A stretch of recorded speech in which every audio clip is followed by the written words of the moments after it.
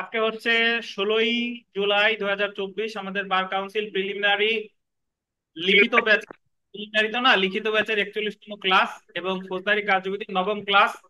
আজকে আমরা আলোচনা করব, দেখেন যে আমাদের সাজেশনের 12 নম্বর প্রশ্ন যেটা, সেটা দেখেন ক নাম্বার প্রশ্নটা, একটি নালিশ দায়ের করা হলে কোন ধারার বিধান অনুযায়ী কার্যক্রম গ্রহণ করা হয়, সংশ্লিষ্ট ধারা উল্লেখে আলোচনা করুন। মানে একটা নালিশি দরখাস্ত যখন ম্যাজিস্ট্রেটের কাছে দায়ের করা হয়, তখন ম্যাজিস্ট্রেট নালিশি দরখাস্ত পাওয়ার পর উনি কি কি করতে পারেন সেই সম্পর্কে আলোচনা করতে বলা হয়েছে। এবং আপনি যদি ক এর উত্তর পারেন, তাহলে খ পরের যতগুলো আছে, যে খ গ ঘ উম সবগুলা পারা যাবে, কারণ ক এর উত্তরের মধ্যেই আর বাকিগুলোর উত্তর ওই ক এর মধ্যেই আছে।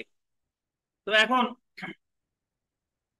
আপনার কাছে যদি মনে হয় যে স্যার তো লিখিততে নতুন কিছু পড়াচ্ছে না, নালিশ দায়ের করলে কি কি করবে তো প্রিলিতেই ছিল, তো এটা কিন্তু প্রিলিতে যা ছিল লিখিততে তো সেই একই একই সিলেবাস নাকি? তো নালিশি দরখাস্ত, হ্যাঁ শুনতে পাচ্ছেন? হ্যালো,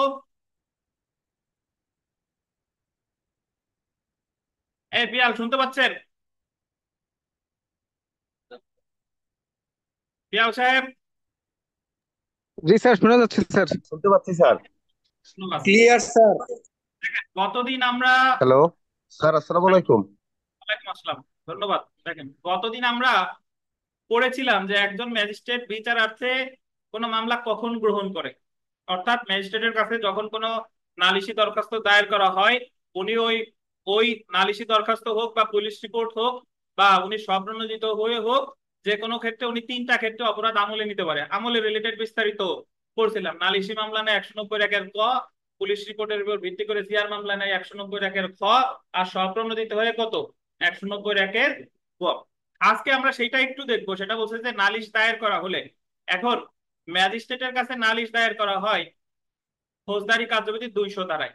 তার আগে আমাদের জানা উচিত যে ফৌজদারি কার্যবিধিতে মামলা দায়ের করা যায় দুইটি উপায়ে, থানায় আর কোথায়, আদালতে। থানায় করলে 154, 155। 154 হলে আমলযোগ্য অপরাধের ক্ষেত্রে এফআইআর, আমলযোগ্য অপরাধের ক্ষেত্রে জিডি, জেনারেল ডায়েরি এন্ট্রি। তাহলে থানায় করলে 154, 155, আমলযোগ্যের ক্ষেত্রে 154, আমল অযোগ্যের ক্ষেত্রে 155। কিন্তু কোর্টে যদি করেন, ওই জায়গায় কোনো বৈষম্য নাই, আমলযোগ্য হোক বা আমল অযোগ্য হোক, উভয় ক্ষেত্রে ধারা কত, 200 ধারা। কত ধারা? 200 ধারা। সো মাঝে মাঝে এই প্রিলিতে একবার প্রশ্ন এসেছিল যে নালিশি মামলা দায়ের করা হয় কত ধারায়, কত ধারায়? 200। এখন 200 ধারায় বলতেছে কি, দেখেন 200 ধারায় এলো অ্যাকচুয়ালি যখন কোর্টে যারা যান তারা জানেন, যে বলে যে ফাইলিং শুরু হয়েছে, আমলি আদালতের জামিন হিয়ারিং টিয়ারিং এগুলা শেষে ফাইলিং শুরু হয়। ফাইলিং মানে হচ্ছে মামলা, নালিশি মামলা দায়ের করা। তখন বলে যে একজন কাজ করায় দায়ের করাইয়া যে মামলা দায়ের করবে, কমপ্লেইনেন্ট বা ফরিয়াদি, তারে শপথ বাক্য পাঠ করা, যা বলিব সত্য বলিব, সত্য বলিব মিথ্যা বলিব না। এই যে যে শপথ বাক্যটা পাঠ করাচ্ছে এবং এরপরে ম্যাজিস্ট্রেট এর কাছে জবানবন্দি দেয় যে এ আপনার নাম কি, অমুক, আসামি কয়জন, এই কয়জন, ঘটনা ঘটছে কবে, অমুক তারিখে, কি কি কি কি চুরি করছে। এই যে যে আপনি কি বিচার চান? হ্যাঁ স্যার বিচার চাই। এই যে যে বিস্তারিত যে জবানবন্দিটা নিচ্ছে, এই জবানবন্দিটা নেয় হচ্ছে আপনার 200 ধারায়। কত ধারায়? 200 ধারায়। 200 ধারায় জবানবন্দি নেওয়া বাধ্যতামূলক। তবে কিছু কিছু ক্ষেত্রে জবানবন্দি নেওয়া বাধ্যতামূলক না। সেই ক্ষেত্রগুলো হচ্ছে কি কি, সেই ক্ষেত্রগুলো আমরা এই পরীক্ষায় প্রশ্ন আসে যে কোন কোন ক্ষেত্রে জবানবন্দি নেওয়ার প্রয়োজন নাই। এক, যদি কমপ্লেইনটা লিখিত হয়। কমপ্লেইনটা কি? লিখিত হয়। দুই, কমপ্লেইনটা যদি কোনো সরকারি কর্মকর্তা তার অফিসিয়াল দায়িত্ব পালনে যদি কোনো মামলা করে, ওই যে 144 ধারা 45 ধারা আদেশ ভঙ্গ করলে মামলা করবে কে? ম্যাজিস্ট্রেট। তাহলে ম্যাজিস্ট্রেট মামলা করলে এই জায়গায় জবানবন্দি নেওয়ার দরকার। যদি কোনো আদালতে মিথ্যা সাক্ষ্য দেয়, তাহলে সেই ক্ষেত্রে সেই আদালত বাদী হয়ে মামলা করবে, ওই জায়গায় জবানবন্দি নেওয়ার দরকার নাই। এরকম কয়েকটা বিধিবিধান আছে যে জায়গায় জবানবন্দি নেওয়ার দরকার নাই। আচ্ছা, জবানবন্দি নেওয়ার পরে ম্যাজিস্ট্রেট কি কি করতে পারে সেটা আমাদের জানতে চাইছে। জবানবন্দি নেওয়ার পর ম্যাজিস্ট্রেটের কাছে বেশ কয়েকটা অপশন আছে। তার ভিতরে উল্লেখযোগ্য হচ্ছে যে আহ, উনি ইচ্ছা করলে যদি মনে হয় যে ঘটনার সত্যতা আছে, আসলে অপরাধটা সংঘটিত হয়েছে, তাহলে আমলে নিবে। কতদিন আমরা পড়ছিলাম 190 ক, ওনাকে একটা কপি দেন। 190 ক। আর আমলে নেওয়া মানে 204-এর সমন অথবা ওয়ারেন্ট দেওয়া। আমলে নেওয়া মানে কি? আমলে নেওয়া মানে হচ্ছে যখন উনি সব কিছু নেওয়ার পরে কি স্বামী যৌতুক চাইছে কত টাকা, এত টাকা, উনি যদি সমন বা ওয়ারেন্ট দেয় ম্যাজিস্ট্রেট, তাহলে ধরে নিতে হবে ওই অপরাধটা কিসে নিয়েছে, আমলে নিচ্ছে। মানে প্রাথমিকভাবে বিচারার্থে গ্রহণ করেছে। তাহলে আমার আমলে নেওয়ার 190 ক সাথে সম্পর্ক আছে কার? 204। 204।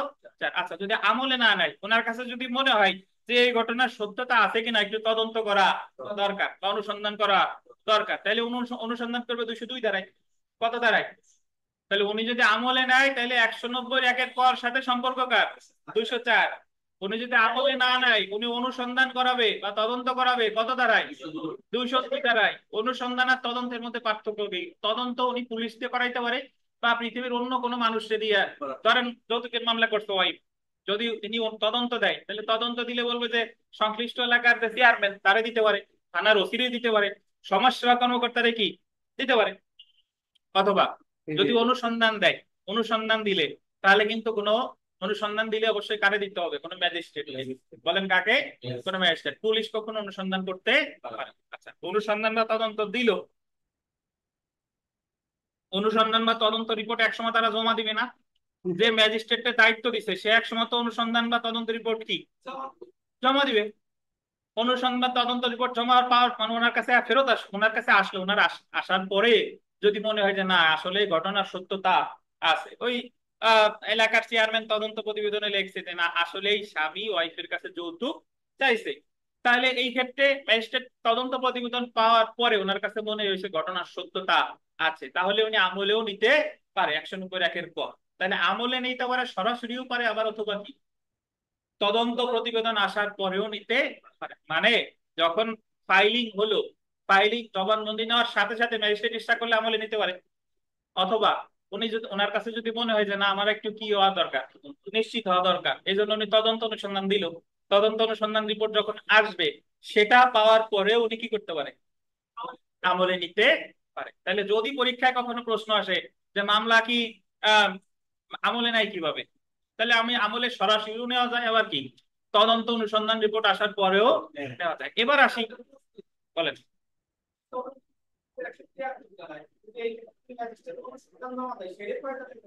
202 ধারা আসতেছে আপনার, জি 202 আসতেছি।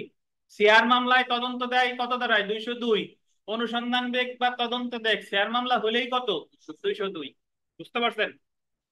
আচ্ছা, তাহলে 200 ধারায় জবানবন্দি দেওয়ার পরে উনি আমলে নিতে পারে। আমলে নেওয়া মানে 190 ক সাথে সম্পর্ক আছে 204 ধারার। 204-এর সমন অথবা ওয়ারেন্ট দেওয়া মানে অপরাধটি আমলে নেওয়া। উনি আমলে না নিয়ে উনি সরাসরি তদন্ত বা অনুসন্ধান দিতে পারে কত ধারায়? 202 ধারায়। তদন্ত বা অনুসন্ধান রিপোর্ট আসার পরেও আমলে নিতে পারে। আচ্ছা, উনার কাছে মনে হয়েছে যে না তদন্ত বা অনুসন্ধানও দেওয়ার দরকার নাই, ম্যাজিস্ট্রেটের কাছে মনে হয়েছে এই অভিযোগটা ভিত্তিহীন, এই মামলা দায়ের হওয়ার মতো কোনো কারণ নাই। তাহলে উনি সরাসরি ডিসমিস করে দিবে কমপ্লেইন্ট কত ধারায়? 203 ধারায়। 203 ধারায়। আবার সরাসরি 200 ধারা জবানবন্দি নেওয়ার পরও ডিসমিস করতে পারে। অথবা তদন্ত অনুসন্ধান রিপোর্ট যখন আসছে তখন দেখলো যে না এই ঘটনার কোনো সত্যতা নাই, সেক্ষেত্রেও ডিসমিস করবে কত ধারায়? 203 ধারায়। বুঝতে পারছেন? তাহলে মামলা খারিজ সরাসরিও করা যায়, আবার তদন্ত প্রতিবেদন আসার পরেও করা যায় কত ধারায়? 203 ধারায়। তাহলে 200 ধারায় জবানবন্দি নেওয়ার পরে তদন্ত অনুসন্ধান পাইলাম, খারিজ পাইলাম, আমলে পাইলাম, এছাড়া আর কি পারে? এছাড়া আর পরে 201 ধারায় ফেরত দিতে পারে। 201 ধারায় ফেরত দিতে পারে, নালিশি দরখাস্ত ফেরত দিতে পারে। কখন ফেরত দিবে? ধরেন 200 ধারায় জবানবন্দি উনি নেয় নাই বা উনি কমপ্লেইন পাওয়ার সাথে সাথে মনে হলো এই মামলাটা জয়দেবপুর, কারণ গাজীপুরের জয়দেবপুর আমলি আদালতে হয়েছে, কিন্তু অ্যাকচুয়ালি এটা হওয়া উচিত ছিল কাপাসিয়া আমলি আদালতে। তখন উনি ওনার কাছে যদি লিখিতভাবে কমপ্লেইন দায়ের করে, উনি লিখিত কমপ্লেইনটা ফেরত দেবে কোথায়? কাপাসিয়া আমলি আদালতে। কত ধারায়? 201 ধারায়। আর যদি মৌখিক ভাবে দায়ের করে তাহলে ওই লোককে পাঠাই দিবে কাপাসিয়া আমলি আদালত। তাহলে কমপ্লেইন ফেরত দিবে কত ধারায় ভাই? 201 ধারায়। তাহলে 200 ধারায় কি আছে জানলাম, 201-এ কি আছে জানলাম, 202-এ কি আছে জানলাম, 203-এ কি আছে জানলাম, 204-এ কি আছে জানলাম। আচ্ছা, এখন এইগুলা ছাড়াও ধরেন এর যখন 200 ধারায় জবানবন্দি নেওয়ার পরে উনি আমলে নেয় নাই, উনি ফেরত দেয় নাই, উনি তদন্ত অনুসন্ধান করে নাই, উনি খারিজও করে নাই, এগুলা ছাড়া আর কিছু করণীয় আছে কিনা? হ্যাঁ আছে। উনি ওনার কাছে যদি মনে হয় ম্যাজিস্ট্রেটের কাছে 200 ধারায় জবানবন্দি নেওয়ার পর ম্যাজিস্ট্রেটের কাছে যদি মনে হয় যে এই মামলায় আপনার হচ্ছে সিআর মামলা হওয়া দরকার। এটা অত্যন্ত গুরুত্বপূর্ণ একটা অপরাধ, মারাত্মক প্রকৃতির। এই জায়গায় সিআর মামলা না হয়ে এটা থানায় মামলা হওয়া উচিত। তাহলে সেই ক্ষেত্রে ম্যাজিস্ট্রেট 156(3) ধারায় সংশ্লিষ্ট থানার ভারপ্রাপ্ত কর্মকর্তাকে নির্দেশ দিবে এটাকে এফআইআর হিসেবে রেকর্ডের জন্য। কত ধারায়? 156। এখন আপনার কাছে মনে হতে পারে যে একটা খুনের মামলা, ধরেন খুনের মামলা কখনোই সিআর মামলা হয় না, খুনের মামলা সর্বদা হবে কি জিআর মামলা। এখন আপনার কাছে মনে হতে পারে যে আমি তো সিআর মামলা দায়ের করলে কেন হবে না? আচ্ছা, কেন হবে না এর কতগুলো কারণ আছে। কারণ হচ্ছে যে যদি সিআর মামলায় হিসেবে রেকর্ড করে, ওই মামলাটা একটা নির্দিষ্ট গণ্ডির মধ্যে থেকে যায়, যে কয়জন আসামি ওর বাইরে কারো, ওই কয়জন আসামির সিআর মামলায় তো ডেফিনেটলি কমপ্লেইন্টে আসামির নাম লিখতে হয় নির্দিষ্ট ভাবে। ওই কয়জনের বাইরে আর কাউরে শাস্তি দেওয়ার সুযোগ নাই সিআর মামলা। সিআর মামলায় কখনো রিমান্ডের আবেদন করা যায় না। বুঝতে পারছেন? এই কারণে যেগুলো মারাত্মক প্রকৃতির অপরাধ সেগুলো সিআর ফর্মে হয় না, সেগুলো হয় কোন ফর্মে? জিআর ফর্মে। জিআর এফআইআর হিসেবে রেকর্ড করতে বলে, যাতে তদন্তকারী কর্মকর্তা তদন্ত করে সকল প্রকার তথ্য উপাত্ত কি করতে পারে, উদ্ঘাটন করতে পারে। এবং আমরা জানি যে সাপ্লিমেন্টারি চার্জশিট আগে তো দেয় চার্জশিট, আর সাপ্লিমেন্টারি চার্জশিট তো তদন্তকারী কর্মকর্তা যে কয়বার ইচ্ছা সে কয়বার পারে, ইভেন রায়ের আগ পর্যন্ত পারে। এবং সাপ্লিমেন্টারি চার্জশিট দিতে কি আদালতের অনুমতি লাগে? আদালতের অনুমতি লাগে না, পুলিশ যে কোনো সময় দিতে পারে। তাহলে আমাদের পরীক্ষার প্রশ্ন দেখেন যে একটি নালিশ দায়ের করা হলে কোন ধারার বিধান অনুযায়ী কার্যক্রম গ্রহণ করা হয়। আপনার যদি মনে থাকে যা যা বললাম, তাইলে এটা কিন্তু মুখস্থ করে পড়ার কিছু নাই। আমি বলবো যে নালিশ দায়ের করা হয় এত ধারায়, এত ধারায় নালিশ মৌখিক বা লিখিত আকার হতে পারে। তারপরে 200 ধারায় নালিশ জবানবন্দি কি কি করতে পারে, নালিশ গ্রহণের পর 200 ধারায় জবানবন্দি নিতে পারে। একটু বিস্তারিত লিখলাম যে কখন জবানবন্দি নেওয়া বাধ্যতামূলক, কখন বাধ্যতামূলক না। 202 ধারায় তদন্ত অনুসন্ধান দিতে পারে, বিস্তারিত বললাম। তারপরে ইচ্ছা করলে খারিজ করতে পারে কততে? 203 ধারায়। বলতে পারে সরাসরি আমলে নিতে পারে 190(1)(ক)। আর 190(1)(ক) মানে প্রসেস ইস্যু 204 ধারা। তারপরে আমি একটু 201 আলোচনা করলাম, কখন ফেরত দেয় নাকি। এরপরে সাথে সাথে করলাম 156(3) একটু আলোচনা করলাম যে উনি ইচ্ছা করলে এটা নালিশি মামলা হিসেবে রেকর্ড না করে উনি নিকটস্থ থানায় এফআইআর হিসেবে রেকর্ডের নির্দেশ দিতে পারে। 156 কত ভাই? 156(3). আচ্ছা, এখন এগুলো বিস্তারিত পড়বো। আমি আগে যেহেতু আপনারা একটা ধারণা দেওয়ার চেষ্টা করতেছি। এখন আমাদের এই জায়গায় একটা প্রশ্ন আছে, আমরা যদি এই প্রশ্নটা দেখি, 2 নম্বর প্রশ্নটা দেখেন। এখানে বলতেছে যে কোন ম্যাজিস্ট্রেট কি পিটিশন অফ কমপ্লেইন্ট, আরে হ্যাঁ নূর কিছু বলবা? হ্যাঁ ক্লাসে আছি, ফোনতে পানি, আমি পরে পরে ফিরিয়ে ফোনতে পানি। ম্যাজিস্ট্রেট কি পিটিশন অফ কমপ্লেইন্ট ডিসমিস করতে, হ্যাঁ অনলাইনে যারা আছেন শুনতেছেন ভাই? আর পরিষ্কার শোনা যাচ্ছে। যে আর আচ্ছা পরিষ্কার ধন্যবাদ। শোনা যাচ্ছে স্যার। আচ্ছা ধন্যবাদ। দেখেন, ম্যাজিস্ট্রেট কি পিটিশন অফ কমপ্লেইন্ট ডিসমিস করতে পারে, মানে নালিশ কি খারিজ করতে পারে কিনা। অলরেডি আমরা একটা খারিজ জানছি, সেটা হলো কত ধারায়? 203 ধারায়। ওই 200 ধারায় জবানবন্দি নেওয়ার পরে যদি মনে হয় যে ঘটনার সত্যতা নাই, খারিজ করবে কত ধারায়? 203 ধারায়। আচ্ছা, এটা ছাড়াও আর একটা খারিজ আছে, সেটা হলো 204(3)ধারায়। 204 যখন কোনো মামলা আমলে নেয়, আমলে নেওয়ার পরে যদি প্রসেস ইস্যুর জন্য আপনি যে নির্দিষ্ট ফি আছে সেই ফি যদি আপনি না দেন, মানে কোর্ট ফি দেন নাই বা প্রসেস ইস্যুর যে ফি আছে দেন নাই, সেক্ষেত্রেও নালিশ খারিজ করবে কত ধারায়? 204(3)ধারায়। 204(3)ধারায়। আচ্ছা, তাহলে আমরা একটু পড়তে পড়তে আগাই। দেখেন ভূমিকা থেকে আসি, যা যা বললাম এগুলাই বিস্তারিত আছে, এছাড়া অন্যান্য যা আছে আলোচনা করব। ভূমিকা, ফৌজদারি কার্যবিধি 1898 বিধান মতে, আন্ডারলাইন করবেন, দুই ভাবে ফৌজদারি মামলা দায়ের করা যায়, যথা: 154 এবং 155 ধারা মতে থানায় মামলা দেয়, এবং 200 ধারা মতে আদালতে মামলা দেয়। এখন আমি এখানে 154 আর 155 কেন বললাম? থানায় যদি আমলযোগ্য অপরাধ হয় তাহলে 154, আর যদি আমল অযোগ্য অপরাধ হয় তাহলে কত? 155। আর আদালতে আপনার আমলযোগ্য হোক বা আমল অযোগ্য হোক উভয় ক্ষেত্রেই কত? 200 ধারা। ম্যাজিস্ট্রেট আদালতে নালিশি দরখাস্ত দাখিল করলে আমলে গ্রহণকারী ম্যাজিস্ট্রেট ফৌজদারি কার্যবিধি 1898 200 ধারা মতে ফরিয়াদির, আন্ডারলাইন করে, শপথ পূর্বক পরীক্ষা করবে। শপথ পূর্বক পরীক্ষা করে কত ধারায়? 200 দ্বারায়। আবেদনের উল্টো পৃষ্ঠায় আন্ডারলাইন করবেন জবানবন্দি রেকর্ড করে এবং প্রসেস ইস্যুর মাধ্যমে যে মামলার উদ্ভব হয় তাকে কমপ্লেইন রেজিস্টার্ড কেস বা সিআর মামলা বা নালিশি মামলা।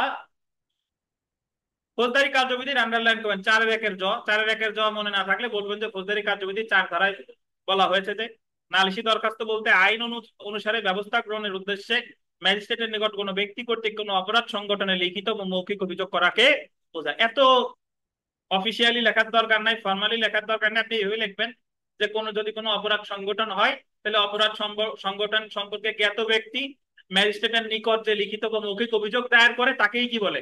নালিশ। নালিশের সংজ্ঞা দেওয়া হয়েছে ফৌজদারি কার্যবিধির কত ধারায়? 4 ধারায়। জি।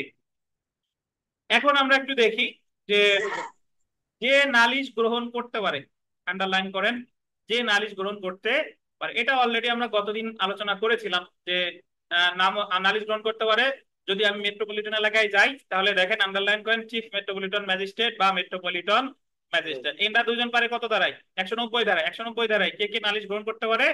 ঢাকা শহরে কে কে পারে? চিফ মেট্রোপলিটন ম্যাজিস্ট্রেট বা মেট্রোপলিটন ম্যাজিস্ট্রেট। বা যদি মানে other than metropolitan area that mean district, district কে কে কে পারে?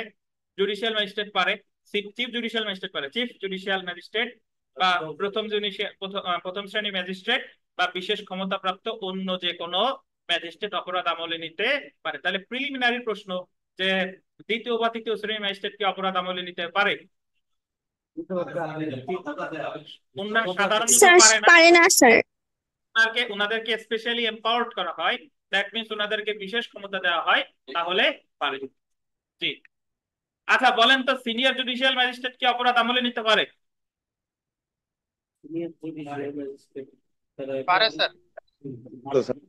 স্যার পারে স্যার। সিনিয়র জুডিশিয়ালে তো প্রথম শ্রেণীর ম্যাজিস্ট্রেট স্যার। প্রথম শ্রেণীর ম্যাজিস্ট্রেট, সিনিয়র জুডিশিয়াল ম্যাজিস্ট্রেট মানেই হচ্ছে প্রথম শ্রেণীর ম্যাজিস্ট্রেট। ধন্যবাদ। তারপরে দেখেন অর্থাৎ 190-1 ধারায় উল্লেখিত অপরাধ আমলে নেওয়ার এখতিয়ার সম্পন্ন ম্যাজিস্ট্রেটের নিকট নালিশ দায়েরের মাধ্যমে একটি ফৌজদারি মামলা দায়ের করা যায়। আচ্ছা এরপরে আমরা চলে এসে দেখেন যে নালিশ দায়ের করা হলে যে ধারার বিধান অনুযায়ী কার্যক্রম গ্রহণ করা হয়। মেইন প্রশ্নে যে নালিশ যদি দায়ের করা হয় তাহলে কোন ধারার বিধান অনুযায়ী কার্যক্রম গ্রহণ করা হয় বা নালিশি মামলায় ম্যাজিস্ট্রেটের পদক্ষেপ সমূহ। দেখেন আমরা প্রথমেই চলে আসি ফরিয়াদির জবানবন্দি গ্রহণ। ফরিয়াদির জবানবন্দি গ্রহণ। আচ্ছা এখানে একটা জিনিস আপনাদের জানা দরকার ভাই, যে আমাদের ফৌজদারি কার্যবিধিতে মামলা হচ্ছে 2 প্রকার, একটা হলো জিআর মামলা আর একটা হচ্ছে কি সিআর মামলা। তো জিআর মামলার ক্ষেত্রে যিনি মামলাটা দায়ের করেন তাকে বলে ইনফরমেন্ট বা সংবাদদাতা, ইনফরমেন্ট। আর ওখানে বাদী হিসেবে নাম থাকে স্টেট ভার্সেস অমুক, state versus Dipjol and others, state versus Misha Sawdagar and others. আর সিআর মামলার ক্ষেত্রে কিন্তু বাদী যে তাকে বলে নালিশকারী বা ফরিয়াদি বা অভিযোগকারী। নালিশকারী, ফরিয়াদি বা কি অভিযোগকারী, ইংলিশে বলে কমপ্লেইনেন্ট। কমপ্লেইনেন্ট এটা কিন্তু ইনফরমেন্ট না। আর মূল মামলার নামের ক্ষেত্রে থাকবে আনারুল হক বনাম অনুপ, এই জায়গা কিন্তু স্টেট থাকবে না।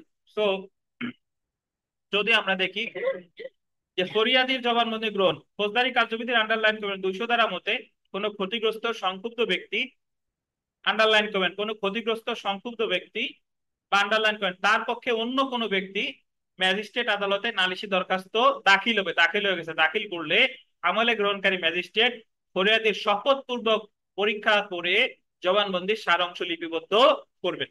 একটু দেখেন তাহলে শুধু যে সংক্ষুব্ধ ব্যক্তি মামলা করতে পারে বিষয়টা তা না, ওনার অনুমতিক্রমে কি ওনার পক্ষে আজকে যদি আনারুল হক সাহেবের বাসায় চুরি হয় তাহলে স্বয়ং আনারুল হক সাহেব মামলা করতে পারে, অথবা উনার পক্ষে উনার বাসার অন্য কেউ কি মামলাটা করতে পারে। মানে স্বয়ং উনার সম্পত্তি চুরি হয়েছে এমন না যে উনাকেই মামলাটা করতে হবে, অন্য কেউ করতে পারে। তবে কথা আছে কিছু কিছু মামলা আছে যে মামলাগুলো বলেই দেওয়া হয়েছে যে অমুক ব্যক্তিকেই করতে হবে, না হলে আমলে নেওয়া হবে না। সেইগুলা কিন্তু অলরেডি আমরা পড়ে ফেলেছি 195 থেকে 199। কতদিন পড়ছিলাম যে 195 থেকে 199 যেরকম রাষ্ট্রদ্রোহিতার মামলা বলা আছে কাকেই দায়ের করতে হবে, সরকারের বিরুদ্ধে মামলা বলা হয়েছে কাকেই দায়ের করতে হবে, চুক্তিভঙ্গ, মানহানি, দিগামিতা, ব্যভিচার বলা হয়েছে অমুক ব্যক্তিকেই দায়ের করতে হবে, এছাড়া অন্য কেউ দায়ের করলে কিন্তু আমলে নেওয়া হবে না। তারপরে দেখেন এই যে যে সারাংশ লিপিবদ্ধ করলো, এতে ফরিয়াদি এবং ম্যাজিস্ট্রেট নিজে তাতে স্বাক্ষর করবেন। তাহলে আমরা এখানে একটা মিল খুঁজে পাই, প্রিলিমিনারি যারা যদি কেউ থাকেন মিল খুঁজে পাই, সেটা সেটা হচ্ছে যে যখন এফআইআর এ স্বাক্ষর করে কয়জন? দুইজন, থানার ভারপ্রাপ্ত কর্মকর্তার সাথে সংবাদদাতা। ঠিক একইভাবে নালিশি দরখাস্ত যখন রেকর্ড হয়ে যায়, মানে ম্যাজিস্ট্রেট যখন 200 ধারা জবানবন্দি নিয়ে নেয়, কোর্টে বলে জবানবন্দি নেওয়ার পরে এই স্বাক্ষর করে যাবেন, তাহলে এই স্বাক্ষর করাটা করতেছে কি ম্যাজিস্ট্রেট, যে জবানবন্দি রেকর্ড করছে সে জায়গায় ম্যাজিস্ট্রেটেরও স্বাক্ষর থাকে, আবার কি ফরিয়াদিরও স্বাক্ষর থাকে। তারপরে দেখেন ফৌজদারি কার্যবিধি 1898 এর 200 ধারা মতে ফরিয়াদি ওই সময় আরো সাক্ষী উপস্থিত করলে ম্যাজিস্ট্রেট উপযুক্ত মনে করলে উক্ত সাক্ষীদের হলফপূর্বক জবানবন্দি লিপিবদ্ধ করতে পারে। নর্মালি প্র্যাকটিসে এটা নাই। যদি কেউ ম্যাজিস্ট্রেট মনে করে যে সাক্ষীদেরা জবানবন্দি নিতে পারে, তবে জবানবন্দি নেওয়া বাধ্যতামূলক কার? ফরিয়াদি। ফরিয়াদি 200 ধারা অনুসারে অপরাধ আমলে গ্রহণকারী ম্যাজিস্ট্রেট ফরিয়াদির জবানবন্দি গ্রহণ করতে বাধ্য। আন্ডারলাইন করেন, 200 ধারায় জবানবন্দি দেওয়া কি বাধ্য। তবে দেখি আমরা যে ক্ষেত্রে জবানবন্দি গ্রহণ করার প্রয়োজন নাই, মানে উপরে যদিও পড়লাম যে জবানবন্দি গ্রহণ করা বাধ্য, তবে কিছু কিছু ক্ষেত্র আছে যে সকল ক্ষেত্রে জবানবন্দি গ্রহণ করার কি প্রয়োজন। সেই সকল ক্ষেত্রগুলা কি কি? পরীক্ষায় যে প্রশ্ন আসে যে কোন কোন ক্ষেত্রে জবানবন্দি গ্রহণ করার প্রয়োজন নেই। দেখেন ফৌজদারি কার্যবিধি 200 ধারা অনুসারে নিম্নলিখিত ক্ষেত্রে নালিশকারী জবানবন্দি গ্রহণ করার প্রয়োজন নেই। কে কে? দেখেন আন্ডারলাইন করেন, যে ক্ষেত্রে লিখিত আকারে নালিশ করা হয়, নালিশটা করা হয় কি লিখিত আকারে, সেই ক্ষেত্রে 192 ধারায় আন্ডারলাইন করেন, 192 ধারার অধীন মামলা স্থানান্তর করার পূর্বে নালিশকারী বা উপস্থিত সাক্ষীর জবানবন্দি গ্রহণ বা পরীক্ষা করার প্রয়োজন নাই। 192 ধারাটা একটু ব্যাখ্যা করি, শুনেন। 192 ধারা আমরা প্রিলিমিনারিতে ভালোভাবে পড়েছিলাম, যেখানে বলা আছে কোন নালিশি মামলা দায়ের করার পর চিফ জুডিশিয়াল ম্যাজিস্ট্রেট ইচ্ছা করলে এই মামলাটা বিচার বা অনুসন্ধানের জন্য ওনার অধীনস্থ যে কোনো ম্যাজিস্ট্রেটের কাছে পাঠাতে পারে। তাহলে চিফ স্যার পাঠাচ্ছে কোনো মামলা কার কাছে? অন্য কোনো ম্যাজিস্ট্রেটের কাছে, কিসের জন্য? বিচার বা অনুসন্ধানের জন্য। এখন ধরেন যখন আমলি আদালত হচ্ছে চিফ জুডিশিয়াল ম্যাজিস্ট্রেট, উনি 200 ধারায় জবানবন্দি, ওনার কাছে যদি কেউ মামলা করে, উনি জবানবন্দি না নিয়েই মামলাটা কি করতে পারে? ট্রান্সফার করবে কার কাছে? ওনার অধীনস্থ অন্য কোনো ম্যাজিস্ট্রেটের কাছে পাঠালো। এখন উনি যদি জবানবন্দি না নিয়ে পাঠায়, যার কাছে পাঠালো উনি জবানবন্দি নেবেন, বুঝতে পারছেন? আর উনি যদি জবানবন্দি নিয়ে পাঠায়, তাহলে যার কাছে উনি 192 ধারা স্থানান্তর করলো তার সে আর জবানবন্দি নিতে বাধ্য না। অর্থাৎ জবানবন্দি যে কোনো একবার নিবে। যদি চিফ স্যার নিয়ে, চিফ জুডিশিয়াল ম্যাজিস্ট্রেট যদি জবানবন্দি নিয়ে 192 ধারায় কোনো মামলা ট্রান্সফার করে, যার কাছে ট্রান্সফার করা হলো সে জবানবন্দি নিবে না। ক্লিয়ার? আর chief sir, chief judicial magistrate যদি না নিয়ে ওনার কাছে মামলা দায়ের করলো, করার সাথে সাথে এই মামলাটা ট্রান্সফার করে দিচ্ছে 192 ধারা অন্য কোনো ম্যাজিস্ট্রেটের কাছে, তাহলে ওই ম্যাজিস্ট্রেট কি করবে? জবানবন্দি নিবে। অর্থাৎ জবানবন্দি হয় 192 এর আগে নিতে হবে, নাই কি 192 ধারা ট্রান্সফারের পরে নিতে হবে। একবার কিন্তু নেওয়াই লাগবে। তারপরে দেখেন যে কোনো মামলায় যে ক্ষেত্রে আদালত লিখিত আকারে নালিশ দায়ের করে, আন্ডারলাইন করেন আদালত, আগে আদালত শব্দটা বলতেন, আদালত।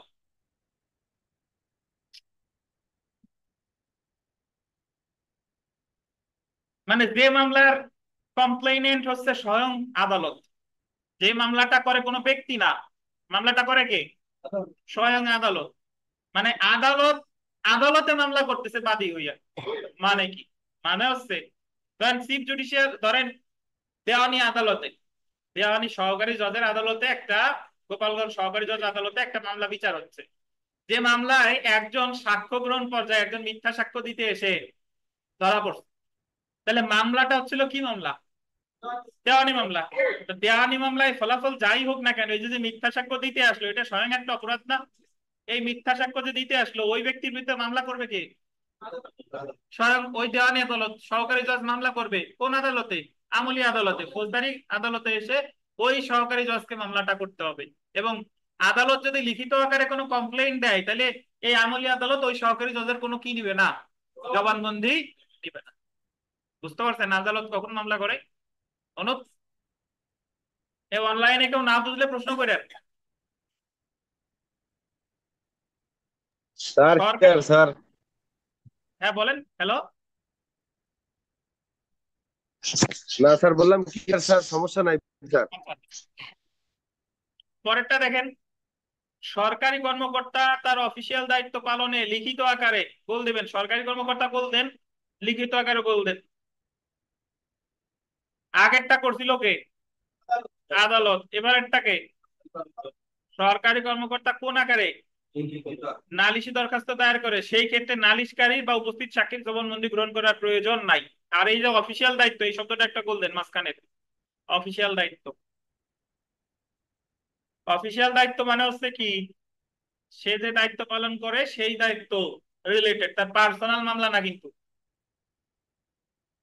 একজন পুলিশ অফিসার একজন সাক্ষীরে সমন দিছে 160 ধারায়, সাক্ষী আসে নাই, তা পুলিশ অফিসার ওই সাক্ষীর বিরুদ্ধে মামলা করবে দণ্ডবিধির 172 অথবা 174 ধারায়। 172 অথবা 174 ধারা। এখন পুলিশ অফিসার এই যে মামলাটা করতেছে, যদি লিখিত আকারে মামলাটা না আমলি আদালতে দেয়, তাহলে এই জায়গা পুলিশ অফিসারের জবানবন্দি কি নেওয়ার দরকার নাই। কিন্তু পুলিশ অফিসার যদি বাড়ি গিয়ে কারোর সাথে মারামারি করছে, ওনার কারোর সাথে মারামারি করছে, পুলিশ অফিসার মামলা করতে গেছে, বলেন তো এই জায়গায় জবানবন্দি নেওয়া বাধ্যতামূলক কিনা? কারণ ওনার বাড়ি গিয়ে যে মারামারি বা যে কোনো মামলা, এটা তো পার্সোনাল, এটা অফিসিয়াল দায়িত্ব পালন না। তাহলে এই ক্ষেত্রে বা জবানবন্দি নেওয়া কি বাধ্যতা হলো। তাহলে আমি এক পাইলাম, 192 ধারায় মামলা স্থানান্তরের পূর্বে লিখিত আকারে দরকার নালিশি মামলা করলে জবানবন্দি গ্রহণের দরকার নাই। দুয়ে পাইলাম, সরকার যদি মামলা দায়ের, সরি, আদালত যদি লিখিত আকারে মামলা দায়ের করে জবানবন্দি নেওয়ার প্রয়োজন নাই। তিন পাইলাম যে অফিসিয়াল দায়িত্ব পালনকালে সরকারি কর্মকর্তা যদি কোনো মামলা দায়ের করে তাহলে জবানবন্দি নেওয়ার দরকার নাই। যখন 192 ধারার অধীন একটি মামলা স্থানান্তর করা হয়েছে এবং যে ম্যাজিস্ট্রেট হস্তান্তর করেছে, এই যে কথা বললাম, তিনি ইতিমধ্যেই নালিশকারী বা উপস্থিত সাক্ষীর যদি থাকে জবানবন্দি গ্রহণ করলে যে ম্যাজিস্ট্রেটের নিকট মামলাটি প্রেরণ করা হলো তিনি পুনঃ জবানবন্দি নিতে বাধ্য থাকবে। অর্থাৎ যদি যে ওই যে 192 ধারায় মামলা স্থানান্তর করার আগে যদি কেউ জবানবন্দি গ্রহণ করে, তাহলে যখন 192 ধারায় মামলা স্থানান্তর যার কাছে করা হলো সে জবানবন্দি গ্রহণ করবে। তাহলে আমাদের এই জায়গায় প্রশ্ন আসে যে জবানবন্দি গ্রহণের মানে কোন কোন ক্ষেত্রে কোনো ব্যক্তির জবানবন্দি গ্রহণ করতে বাধ্যতামূলক না। তাহলে কিন্তু আমার এই গ্রাউন্ড গুলো কি লিখতে হবে। তাহলে আমরা মোটামুটি 200 ধারা পেলাম। এরপরে দেখেন, ম্যাজিস্ট্রেটের এখতিয়ার বহির্ভূত হলে ফৌজদারি কার্যবিধি 1898 আন্ডারলাইন করবেন। 201 ধারা মতে যে ম্যাজিস্ট্রেটের নিকট নালিশ করা হয়েছে সেই ম্যাজিস্ট্রেটের যদি উক্ত মামলা আমলে নেওয়ার এখতিয়ার না থাকে, আন্ডারলাইন করেন, যার কাছে মামলা করতেন তার আমলে নেওয়ার কি নাই, এখতিয়ার নাই। তবে লিখিত নালিশে যথাযথ মন্তব্য লিখে, আন্ডারলাইন করেন, কি নালিশে? লিখিত নালিশে যথাযথ মন্তব্য লিখে উপযুক্ত আদালতে পেশ করার নির্দেশ দিয়ে নালিশ ফেরত দিবেন। যদি লিখিত আকারে হয় তাহলে কি করবেন? ফেরত দিবেন। এছাড়া লিখিত আকারে নালিশ দায়ের না করলে, যদি লিখিত আকারে নালিশ দায়ের করা না হয়, তাহলে মৌখিকভাবে যদি নালিশ দায়ের করা হয় তাহলে ম্যাজিস্ট্রেট নালিশকারীকে উপযুক্ত আদালতে প্রেরণ করবে। আমরা এই অনুপ বলে যে নালিশ কিভাবে দায়ের করা যায়, লিখিত না মৌখিক? লিখিত আকারে করা যায়, মৌখিক ভাবেও করা যায়। যদি লিখিত আকারে করে তাহলে স্বয়ং ওইটাকে ফেরত দিবে যথাযথ আদালতে পেশ করার জন্য। আর যদি মৌখিক ভাবে যায়, অনুপ সরাসরি গেছে, তখন অনুপরে পাঠাই দিবে, যান আপনি অমুক আদালতে যান। এটারই কত, 201।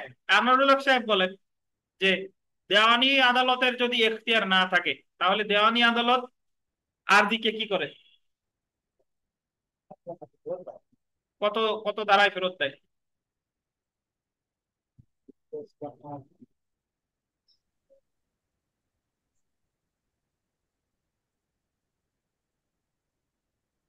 সপ্তাহে কয়দিন?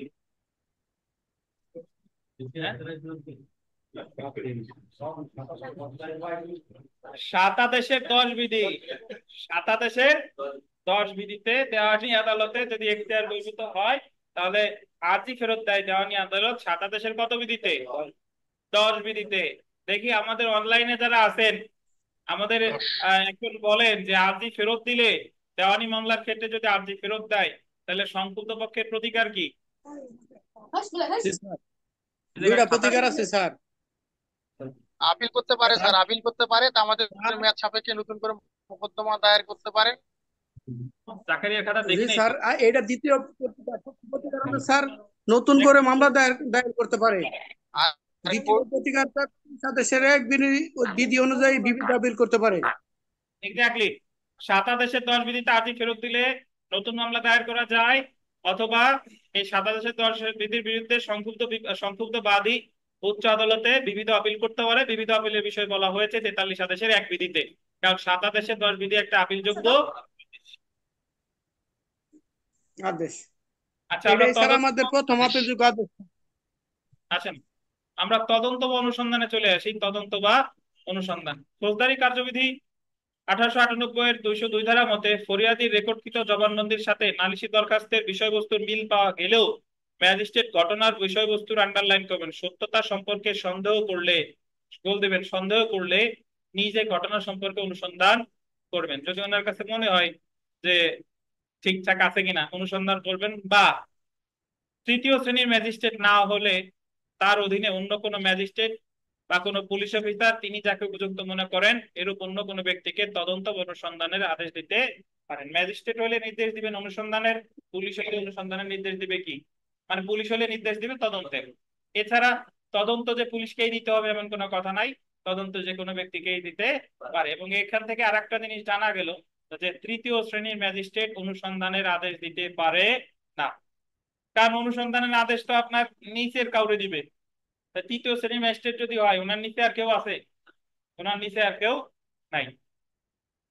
দেখেন 202 ধারায় তদন্ত বা অনুসন্ধান সম্পন্ন হওয়ার পরে তদন্ত বা অনুসন্ধান রিপোর্ট দাখিল করা হলে ম্যাজিস্ট্রেট যদি ঘটনার সত্যতা না পান তাহলে অভিযুক্তকে, আন্ডারলাইন করেন 202(2)(খ) ধারায় অভিযুক্তকে অব্যাহতি দিতে পারেন, অথবা মামলায় অগ্রসর হওয়ার মতো কোনো কারণ না থাকলে 203 ধারায় অভিযোগ খারিজ করতে পারেন। একটু বুঝেন, ধরেন একজন ব্যক্তি মামলাটায় আসামি দিছে 4 জন, 4 জনের মধ্যে জবানবন্দি নেওয়ার পর ম্যাজিস্ট্রেট ওটা তদন্তে পাঠাইছে।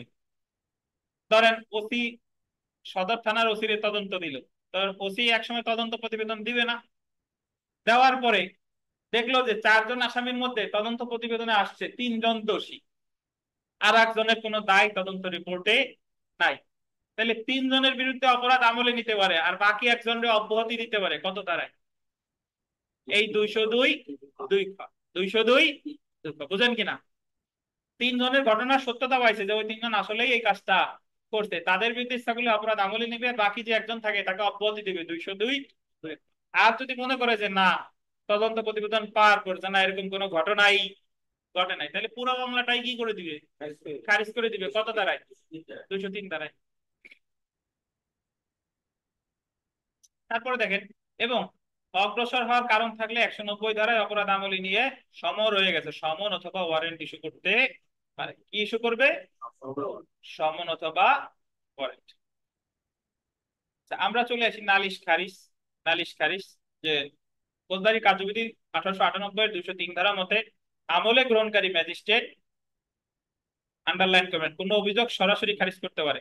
সরাসরি খারিজ মানে হচ্ছে উনি 200 ধারায় জবানবন্দি নেওয়ার পরে সরাসরি খারিজ করতে পারে, বা 202 ধারায় তদন্ত বা অনুসন্ধান রিপোর্টের ভিত্তিতে, যখন তদন্ত বা অনুসন্ধান রিপোর্ট আসলো তখন খারিজ করতে পারে। কত ধারায়? 202 ধারায়। বা এটা আন্ডারলাইন করে 204(3) ধারায়, 204(3) ধারায় ফরিয়াদি গোল দিবেন প্রসেস ফি না দিলে। কি না দিলে? প্রসেস ফি মানে হচ্ছে সমন অথবা ওয়ারেন্ট জারির জন্য ফি, সেটা যদি না দেয়, প্রসেস ফি না দিলে ম্যাজিস্ট্রেট নালিশটি খারিজ করতে পারেন। 204(3) ধারায় বলা হয়েছে যে প্রসেস ফি অর্থাৎ সমন বা পরোয়ানার জন্য কোনো ফি পরিশোধ না হওয়া পর্যন্ত ম্যাজিস্ট্রেট সমন বা পরোয়ানা প্রদান করবে না, এবং যদি এইরূপ ফি যুক্তিসঙ্গত সময়ের মধ্যে পরিশোধ না করা হয় তাহলে ম্যাজিস্ট্রেট অভিযোগটি খারিজ করে দিতে পারে। তাহলে আপনার মামলা খারিজ করে কয়টা ক্ষেত্রে ভাই? কয়টা ধারায় করে? কয়টা ধারায়? 2টা ধারায়। একটা হলো 203 আর একটা কত? যদি বলে যে জবানবন্দি নেওয়ার সাথে সাথে খারিজ করে কত ধারায়? 203 ধারায়। আর আমলে নেওয়ার আদেশ দেওয়ার পরেও খারিজ করতে পারে যখন সে কি না দেয়, প্রসেস ফি না দেয়, তাহলে সেটা কত? 204(3). এখন আমরা চলে আসি যে মামলা খারিজের বিরুদ্ধে প্রতিকার। এই কে? এদিকে আসো, এদিকে আসো।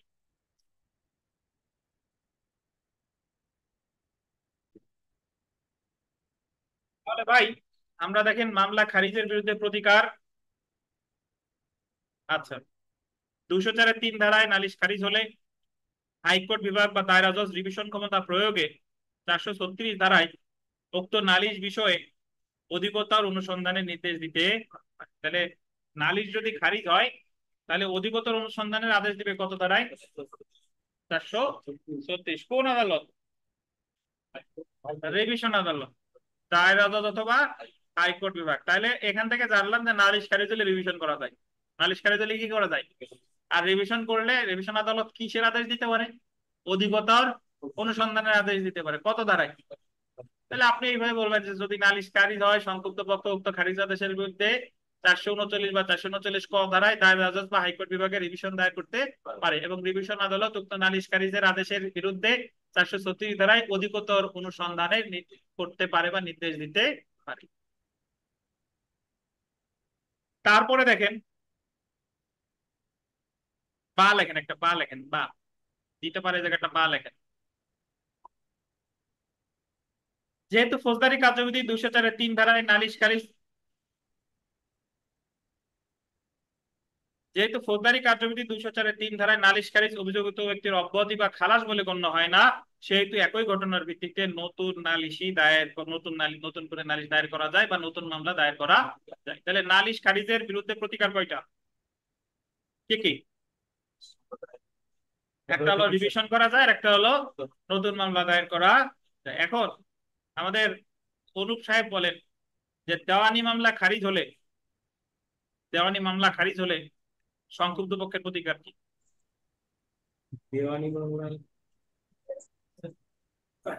দেওয়ানি মামলা যদি খারিজ হয় তাহলে সংক্ষেপে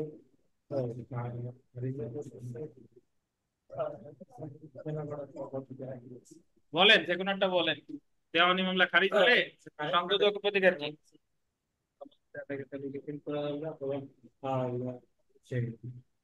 তেরো নয় দেশের 13 অনুযায়ী জারি স্যার করবো। আমরা স্যার বাংলাদেশের 13 বললে হবে? না না স্যার, 9 দেশের নয় 9 স্যার, 9 ক। 9 দেশের 7 দেশের 13 তো আরজি খারিজ হইলে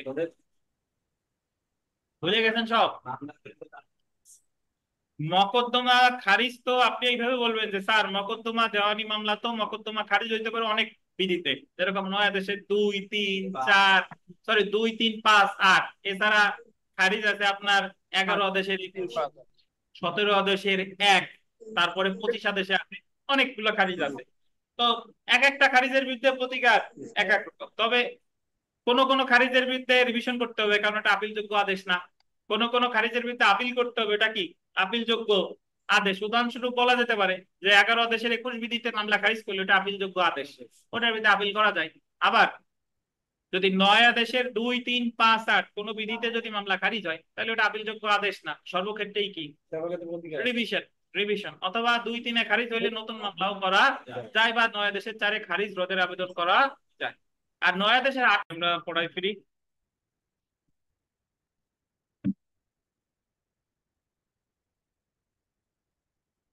আচ্ছা, যে কথা বলতেছিলাম সেটা হচ্ছে যে যে এক এক নালিশের খারিজের ক্ষেত্রে এক এক রকমের প্রতিকার। যেরকম 9 দেশের 8 বিধিতে যদি কোনো মামলা খারিজ হয় তাহলে সেই খারিজের ক্ষেত্রে কিন্তু আপনার ওই নতুন মামলা দায়ের করা যায় না। সেই ক্ষেত্রে আপনার 9 দেশের 9 আর 9 পদে প্রতিকার আছে। তো কিন্তু কিন্তু দেওয়ানি মামলার ক্ষেত্রে এক এক খারিজের ক্ষেত্রে এক এক রকম প্রতিকার হলেও দেওয়ানি মামলা খারিজের ক্ষেত্রে সব ক্ষেত্রে প্রতিকার এক। প্রতিকার কি হয়? নতুন মামলা করা যাবে অথবা রিভিশনে যাওয়া যাবে। আমরা চলে এসে দেখেন ইস্যু অফ প্রসেস, সমন অথবা ওয়ারেন্ট। সমন অথবা ওয়ারেন্ট ইস্যু অফ প্রসেসের আর এক বোঝার জন্য কি হয়, সমন দিছে অথবা ওয়ারেন্ট দিছে। ফৌজদারি কার্যবিধি 204-1 ধারা মতে ম্যাজিস্ট্রেট যদি মনে করেন নালিশি অপরাধ আমলে নেওয়ার যথেষ্ট কারণ আছে, আন্ডারলাইন করবেন যথেষ্ট কারণ আছে, সেই ক্ষেত্রে তিনি দ্বিতীয় তফসিলের 4র্থ কলাম অনুসারে যে সকল অপরাধের ক্ষেত্রে প্রথম পর্যায়ে সমন দেওয়া যায় সেই সকল ক্ষেত্রে আসামিকে হাজির হওয়ার জন্য সমন ইস্যু করবেন। যে ক্ষেত্রে প্রথম পর্যায়ে গ্রেফতারি পরোয়ানা দেওয়া উচিত সেই ক্ষেত্রে তিনি গ্রেফতারি পরোয়ানা বা সমন ইস্যু করবেন এবং 190-1 ক ধারায় অপরাধটি আমলে দিবেন। তাইলে অ্যাকচুয়ালি আপনার 204-এর সাথে সম্পর্ক আছে কার? 204 ধারার সাথে সম্পর্ক আছে 190। 190 একের ক। 190 একের কতে আমলে নেওয়া মানেই 204 ধারায় সমন অথবা ওয়ারেন্টে, দুইটা একসাথে। এবং এখানে একটা জিনিস দেখেন যে আমরা ফৌজদারি কার্যবিধির দ্বিতীয় তফসিলের যে চতুর্থ কলাম, ওই জায়গায় বলা আছে যে কোন মামলায় আগে সমন দিবে, কোন মামলায় আগে ওয়ারেন্ট দিবে। যদি কোনো মামলায় সমন দেওয়ার কথা থাকে ওটা সমন দিতে পারতো, ওটা উনি ওয়ারেন্ট দিতে পারবে? পারবে না। কিন্তু যদি কোনো মামলায় বলা থাকে ওয়ারেন্ট দিবে, তাহলে ওই জায়গায় আদালত ওয়ারেন্ট না দিয়ে আগে সমনও দিতে পারে অথবা ওয়ারেন্টও দিতে পারে। আচ্ছা, আমরা চলে আসি। দেখেন, অভিযুক্ত ব্যক্তির ব্যক্তিগত হাজিরা হতে অব্যাহতি আন্ডারলাইন করেন। পরীক্ষায় প্রশ্ন আসে যে আসামি বা অভিযুক্ত ব্যক্তিকে আদালত কি ব্যক্তিগত হাজিরা থেকে অব্যাহতি দিতে পারে কিনা। আমরা পরে আগে শুনি যে এই জায়গায় বলছে 205 ধারায় বলছে যে ম্যাজিস্ট্রেট ইচ্ছা করলে অভিযুক্ত ব্যক্তি যে আসামিকে তাকে ব্যক্তিগত হাজিরা থেকে অব্যাহতি দিতে পারে। কখন অব্যাহতি দেয়? যদি তিনি দেখা গেল অনেক দূর থেকে আসে, রেগুলার হাজিরা দেওয়া তার পক্ষে সম্ভব না, অসুস্থ বা গুরুত্বপূর্ণ ব্যক্তি, সেই ক্ষেত্রে তাকে ব্যক্তিগত হাজিরা থেকে অব্যাহতি দিয়ে আইনজীবীর মাধ্যমে হাজিরার অনুমতি দেয়। 205 ধারায় বলছে শুধুমাত্র সমন মামলার ক্ষেত্রে। কোন মামলা? সমন মামলা। কিন্তু জিয়ার মামলা, কিন্তু এই জিয়ার মামলার ক্ষেত্রেও 205 ধারা প্রযোজ্য। এটা বিচারিক নজিরে আছে যে আদালত তার অন্তর্নিহিত ক্ষমতা প্রয়োগ করে, বিচারিক ক্ষমতা অন্তর্নিহিত ক্ষমতা প্রয়োগ করে জিয়ার মামলার ক্ষেত্রেও 205 ধারায় আসামির ব্যক্তিগত হাজিরা থেকে অব্যাহতি দিতে পারে। আচ্ছা, এছাড়া আমাদের ফৌজদারি কার্যবিধিতে বেশ কয়েকটা জায়গায় আমরা সামনে পড়বো যে নালিশকারী যিনি মামলা দায়ের করেন তাকে ব্যক্তিগত হাজিরা থেকে অব্যাহতি দেয় 247 ধারায়। কত ধারায়? সামনে পড়বো আমরা, ম্যাজিস্ট্রেট আদালতের বিচার পদ্ধতি। এছাড়া সাক্ষীকে, ফৌজদারি মামলায় সাক্ষীকে ব্যক্তিগত হাজিরা থেকে অব্যাহতি দেয় কত ধারায়?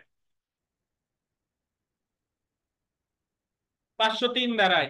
503 ধারা। ওই যে যখন কমিশন ইস্যু করে, যখন কমিশন ইস্যু করে। দেখেন একটু পড়ি। ম্যাজিস্ট্রেট অভিযুক্তকে ব্যক্তিগত হাজিরা হতে অব্যাহতি দিতে পারে ফৌজদারি কার্যবিধি 205 ধারায়। 205 ধারায় বিধান আছে যখন একজন ম্যাজিস্ট্রেট সমন ইস্যু করে তখন তিনি তিনি কারণ মনে করলে অভিযুক্তকে ব্যক্তিগত হাজিরা হতে অব্যাহতি দিতে পারে এবং তার উকিলের মাধ্যমে হাজিরা হতে অনুমতি দিতে পারে। বলেন তো, আমরা এই যতটুকু পড়েছি 205-এর আগে আর এক জায়গায় ব্যক্তিগত হাজিরা থেকে অব্যাহতি পাইছি কত ধারায়? ব্যক্তিগত হাজিরা থেকে অব্যাহতি দিয়ে আইনজীবীর মাধ্যমে হাজিরা আর একটা ধারায় পাইছি। সেই ধারাটা কত? অনলাইন অফলাইন সবাই জিজ্ঞাসা করছে। 540-এর ক স্যার। 540 কত এখনো পড়িই নাই ভাই। যতটুকু 235 ক। 116 কে বললেন? এটা সঠিক। আমি নজরুল স্যার। নির্বাহী ম্যাজিস্ট্রেট স্যার, নির্বাহী ম্যাজিস্ট্রেট। 116 ধারায় বলছে যে শান্তি রক্ষার মুসলেকার ক্ষেত্রে অভিযুক্ত ব্যক্তিকে ব্যক্তিগত হাজিরা থেকে অব্যাহতি দিয়ে আইনজীবীর মাধ্যমে হাজিরার নির্দেশ দিতে পারে। 116 পড়ছি না আমরা? পড়ছি। জি জি স্যার। আচ্ছা, হইছে স্যার তারপরে আমারটা। হ্যাঁ, কিন্তু তদন্ত বা বিচারকারী ম্যাজিস্ট্রেট তার বিচারিক ক্ষমতায় মামলার যে কোনো পর্যায়ে, আন্ডারলাইন করবেন, যে কোনো পর্যায়ে আসামিকে ব্যক্তিগত হাজির হওয়ার নির্দেশ দিতে পারবেন এবং প্রয়োজন বোধে ইতিপূর্বে বর্ণিত পদ্ধতিকে হাজির হতে বাধ্য করতে পারবেন। তবে উনি যে কোনো সময় আসামির ব্যক্তিগত হাজির হওয়ার কি দিবে? নির্দেশ দিবে এবং তারে বাধ্য করতে পারবে। তো এরপর আমরা এখানে একটা কেস রেফারেন্স আছে, এটা একটু দেখবো। দেখেন, বিচারিক নজির যে ফৌজদারি কার্যবিধিতে কোন নির্দিষ্ট বিধানের অনুপস্থিতিতে, যেখানে কোনো নির্দিষ্ট বিধান নাই, আদালত তার অন্তর্নিহিত ক্ষমতা বলে বিচার সমাপ্ত করার জন্য প্রয়োজনীয় আদেশ জারি করতে পারে। ওয়ারেন্টের মামলায়, এটা আন্ডারলাইন করেন এই লাইনটা, ওয়ারেন্টের মামলায় আসামিকে ব্যক্তিগত হাজিরা থেকে রেহাই দেওয়ার ব্যাপারে আদেশ প্রদানের অন্তর্নিহিত ক্ষমতা আদালতের আছে। কিন্তু এই যে আমরা যদি যখন এই প্রথম লাইনটা পড়ছিলাম, দেখেন যে ম্যাজিস্ট্রেট অভিযুক্তকে ব্যক্তিগত হাজিরা হতে অব্যাহতি দিতে পারে ফৌজদারি কার্যবিধি 205 ধারায়। 205 ধারায় বিধান আছে ম্যাজিস্ট্রেট যখন সমন ইস্যু করে, কি বলছিল? কিন্তু ওয়ারেন্টের ক্ষেত্রে, ওয়ারেন্টের মামলা বা জিআর মামলার ক্ষেত্রেও ব্যক্তিগত হাজিরা থেকে অব্যাহতি দিতে পারে। কত ধারায়? 205 ধারায় পারে। কিন্তু ধারায় বলা আছে শুধু কিসের কথা? সমনের কথা। আচ্ছা, তো 205 পর্যন্ত আমাদের শেষ। দেখেন, বিচারের জন্য প্রেরণ। কোন মামলা, যখন একটা মামলা দায়ের করা হয় তখন মামলাটা থাকে আমলি আদালতে, কগনিজেন্স কোর্টে।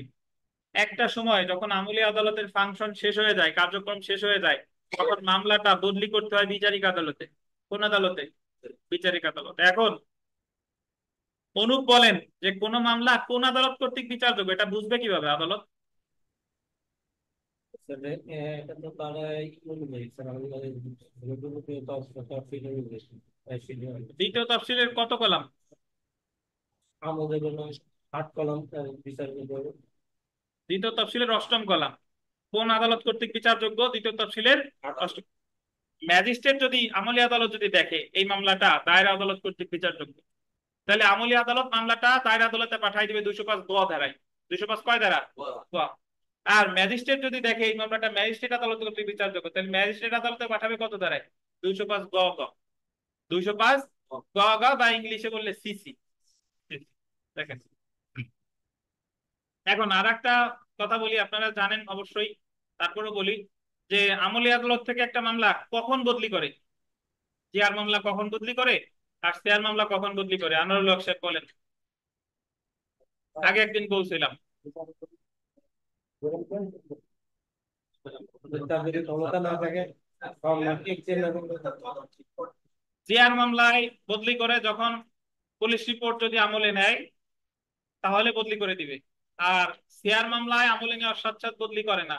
সিআর মামলায় যখন সকল আসামি হাজির হয়, হাজির হয় বলতে হয় সে জামিন প্রাপ্ত হয়েছে বা কোর্টে হাজির হয়েছে, সেই ক্ষেত্রে তারপরে হচ্ছে মামলা বদলি করা হয়। জি, দেখেন তাহলে দেখেন, পুলিশ রিপোর্ট এর ভিত্তিতে বা অন্য কোনো ভাবে দায়েরকৃত মামলায় অভিযুক্ত ব্যক্তি ম্যাজিস্ট্রেটের নিকট উপস্থিত হলে বা তাকে উপস্থিত করা হলে তার নিকট যদি প্রতীয়মান হয় যে অপরাধটি, আন্ডারলাইন করবেন, দায়রা আদালতে বিচার্য, তাহলে তিনি ফৌজদারি কার্যবিধি 205 গ ধারার অধীন দায়রা আদালতে প্রেরণ করবেন। কত ধারায়? 205 গ ধারায়। এবং অপরাধটি যদি ম্যাজিস্ট্রেট আদালতে বিচার্য হয় তাহলে তিনি ফৌজদারি কার্যবিধি 205 গ গ ধারায় অধীনে ম্যাজিস্ট্রেট বা চিফ জুডিশিয়াল ম্যাজিস্ট্রেট আদালতে বিচারের জন্য প্রেরণ করবেন।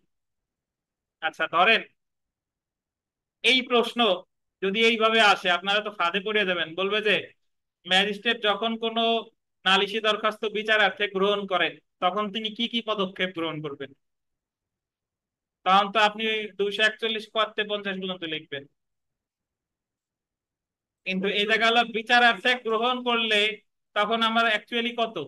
200 ধারার পরে বিচারার্থে গ্রহণের আমলে নিছে, ঠিক আছে। বা বিচারার্থে গ্রহণের আগে কি কি করতে পারে, তাহলে কিন্তু অ্যাকচুয়ালি আমার উত্তর কত থেকে?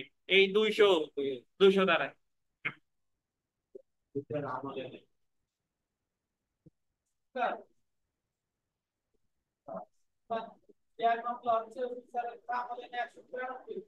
না, না জিয়ার মামলা 190 একের খ।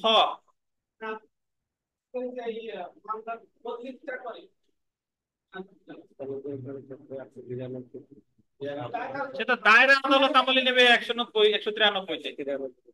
সকল জিয়ার মামলা কি দায়রা আদালতে যায়? দেখেন, না, না স্যার। আমরা এরপরের ধারাটা দেখি, কার্যক্রম স্থগিত।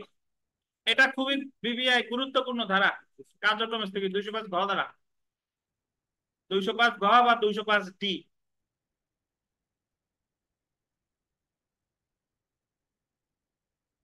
205 ডি আমি একটু ব্যাখ্যা করি, সবাই একটু মনোযোগ দিয়ে শুনেন। যে একই বিষয় নিয়ে যদি দুইটা মামলা, একটা সিআর মামলা যে কোনো স্টেজে থাকতে পারে, সিআর মামলাটা অনুসন্ধান স্টেজেও থাকতে পারে বা তদন্ত পর্যায়ে থাকতে পারে বা বিচারিক পর্যায়েও থাকতে পারে, ঘটনা একই। আর আর একটা জিআর মামলা, সেটা হলো তদন্ত পর্যায়ে আছে। কি পর্যায়ে? তদন্ত পর্যায়ে। তাহলে একই বিষয় নিয়ে মামলা চলবে কয়টা? দুইটা। সিআর মামলা কোন স্টেজে? At any stage. এটা অনুসন্ধান, তদন্ত বা বিচারিক যে কোনো পর্যায়ে থাকতে পারে, কিন্তু জিআর মামলাটা থাকবে কোন পর্যায়ে? তদন্ত পর্যায়ে। এখন যখন ম্যাজিস্ট্রেটের কাছে একটা বিষয় অবগত হবে যে একই বিষয় নিয়ে একটা সিআর মামলা ম্যাজিস্ট্রেটের কাছে, ওনার কাছে চলমান আছে, এবং উনি দেখলেন যে সেম সাবজেক্ট ম্যাটার নিয়ে একটা জিআর মামলা তদন্ত পর্যায়ে আছে, তখন ম্যাজিস্ট্রেট ওনার নিকটে চলমান থাকা সিআর মামলার যাবতীয় কর্মকাণ্ড স্থগিত করবে এবং উনি ওই পুলিশ রিপোর্টটা তলব করবে, বলবে যে আপনি তাড়াতাড়ি তদন্ত শেষ করে পুলিশ রিপোর্ট জমা দেন।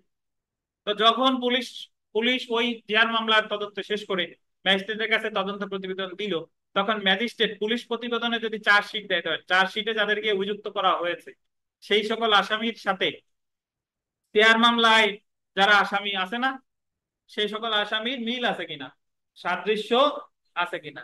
যদি দেখে যে শেয়ার মামলার আসামির সাথে দেয়ার মামলার আসামিদের মিল আছে, তাহলে ম্যাজিস্ট্রেট উভয় মামলা একই সাথে বিচার করবে একসাথে। ধরে নেওয়া হবে উভয় মামলা পুলিশ রিপোর্টের ভিত্তিতে দায়ের হয়েছে। আর যদি জিয়ার মামলার আসামির সাথে শেয়ার মামলার আসামিদের কোনো মিল না থাকে, তাহলে উভয় মামলার গতিতে চলবে। আমি আবারও বলি, একই বিষয় নিয়ে মামলা হবে কয়টা? দুইটা। শেয়ার মামলা কোন স্টেজে? যে কোনো স্টেজে। জিয়ার মামলা কোন স্টেজে? তদন্ত। ম্যাজিস্ট্রেট যখন জানবেন যে একই বিষয় নিয়ে একটা পুলিশি মামলা চলমান আছে, তখন শেয়ার মামলাটা কি করবে? স্থগিত করবে। কি তলব করবে? পুলিশ রিপোর্ট তলব করবে। পুলিশ রিপোর্ট আসার পর যদি দেখে আসামিদের সাথে জিয়ার মামলা আসামিদের সাথে শেয়ার মামলা আসামিদের কি আছে, মিল আছে, তাহলে উনি দুইটা মামলাই একসাথে বিচার করবে। যেন ধরে নেওয়া হবে দুইটা মামলায় দায়ের করা হয়েছে কিসের মাধ্যমে? পুলিশ রিপোর্টের মাধ্যমে। আর যদি দেখেন যে দুইটা মামলা আসামিদের মধ্যে কি নাই, মিল নাই, তাহলে ওই মামলা যেভাবে চলতেছে সেইভাবে, এই মামলা যেভাবে চলতেছে সেভাবে। এখন প্রশ্ন করবেন না যে স্যার 5 জনের মধ্যে 3 জনের মিল আছে, 2 জনের মিল নাই, এই করবেন না। যে 5 জনের ভিতর 10 জনের ভিতর 5 জনের মিল আছে বা 6 জনের মিল আছে, তাহলে কি করবে? কি করবে এটা আদালতের বিষয়। আদালত ইচ্ছা করলে একসাথে বিচার করতেও পারে, আবার কি আলাদা আলাদাও করতে পারে। আদালত কোনটাই কিন্তু করতে বাধ্য।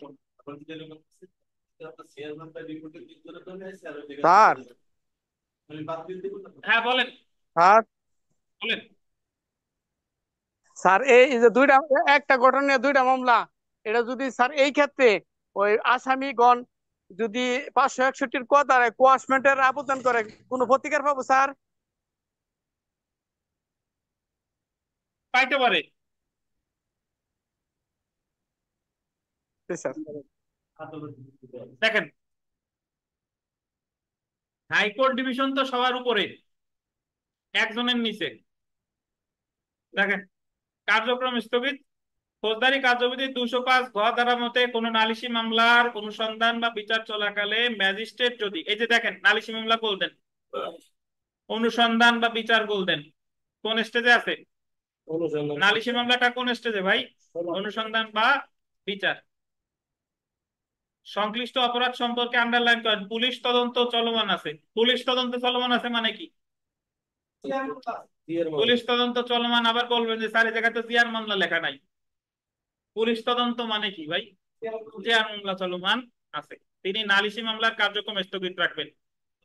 মানে উনার কাছে যে মামলাটা জিয়ার মামলাটা চলমান আছে সেটার কর্মকাণ্ড কি রাখবেন? স্থগিত রাখবেন। এবং তদন্তকারী পুলিশ কর্মকর্তা রিপোর্ট তলব করবেন, মানে ওই জিয়ার মামলার পুলিশ রিপোর্ট কি করবে? তলব করবে। পুলিশ রিপোর্ট আসার পর ম্যাজিস্ট্রেট পুলিশ রিপোর্ট পর্যালোচনা করে যদি দেখেন যে পুলিশ রিপোর্টে উল্লেখিত আন্ডারলাইন করেন অভিযুক্তদের সাথে নালিশি মামলায় উল্লেখিত অভিযুক্তদের মিল বা সাদৃশ্য রয়েছে, তাহলে ম্যাজিস্ট্রেট উভয় মামলা একত্রে পরিচালনা করবেন, যেন ধরে নেওয়া হবে যে উভয় মামলা পুলিশ রিপোর্টের ভিত্তিতে দায়ের করা হয়েছে। মানে জিয়ার মামলার পুলিশ রিপোর্টের সাথে সিয়ার মামলার আসামিদের যদি কি থাকে, মিল থাকে, তাহলে দুই মামলাই একসাথে বিচার করবে বলা হয়েছে 205 তে। আচ্ছা, এবং ধরে নেওয়া হবে দুইটা মামলায় দায়ের করা হয়েছে কিভাবে? পুলিশ রিপোর্টের মাধ্যমে। অপরদিকে পুলিশ রিপোর্টে উল্লেখিত অভিযুক্তদের সাথে যদি নালিশি মামলায় উল্লেখিত অভিযুক্তদের সাদৃশ্য বা মিল না থাকে, সেক্ষেত্রে উভয় মামলা তাদের নিজস্ব গতিতে চলবে। তাহলে সেই মামলা সিয়ার মামলার মতো করে, জিয়ার মামলা জিয়ার মামলা। এখন অনেকে শুনেন, এই জায়গায় অনেকে এক্সপার্ট আছে, তারা আবার এই 205 ঘয়ের 1, 205 ঘয়ের 2, 205 ঘয়ের 3 দিতে যাবে। আমার 1, 2, 3 এর কোনোই দরকার নাই। আমি উল্লেখ করবো কত দ্বারা? 205 ঘ। আপনার কি 80 বার যদি দরকার হয়, তাহলে 205 ঘয়ের 1, 2, 3 উল্লেখ করেন। আর যদি 50 বার দরকার হয়, তাহলে 205 ঘ উল্লেখ করলেই হবে। বুঝতে পারছেন?